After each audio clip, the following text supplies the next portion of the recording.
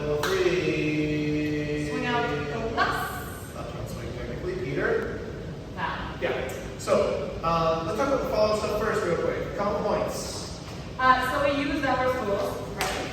We swivel and think about it as swivel, but that helps you face your partner on that being two, so you're not just like. And then, because we're saying really continue, and a lot of people are like, I'll continue, but you done forgot to turn. So if you do the twist, and then continue, maybe that'll help you keep going while facing your partner. We also do this hockey thing that was really helpful. So,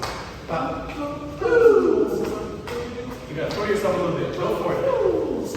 Just gotta trust it.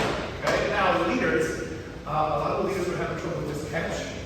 And what comes in is you're trying to catch the follower with your arms up here where you connect them. Where you connect, not where you catch. You gotta drop it and get down into this leg and let this stretch happen. If you let that stretch happen, then the thing's gonna work okay. So that you don't go 1, 2, 3. It's 1, 2, 3, 4. There's a tiny stretch in this. So 1, 2, 3, and 4, and then you turn around and go back. The other thing about that is some leaders are going 1, 2, 3, you win. Again, if you try to contain it here. You're not strong enough to catch someone here, you gotta get down here. So, keep the leg that way, keep the arm stretchy. 1, 2, 3, and 4, then you turn around. When we're here, leaders, we ask leaders to get some energy to come in. If I move this hand on 7, the follow's gonna come too soon. If I leave the hand and get a little distance between my hand and my other one, that gets a little stretchy feeling, maybe a get ready feeling, if you will.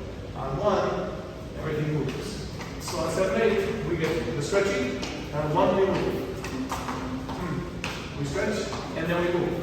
And then last thing for followers, we talk about that tendency to sort of like reach your feet ahead and manage the feeling, try to figure out how fast you should go.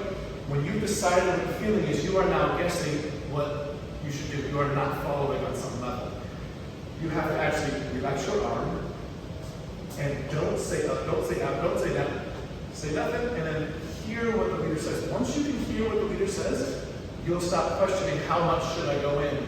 You'll have heard it more clearly. So leaders, if the followers are doing that, when you get them ready, you let it fade out on this side, fade out on that side. Say, come here, it fades out, goes to here.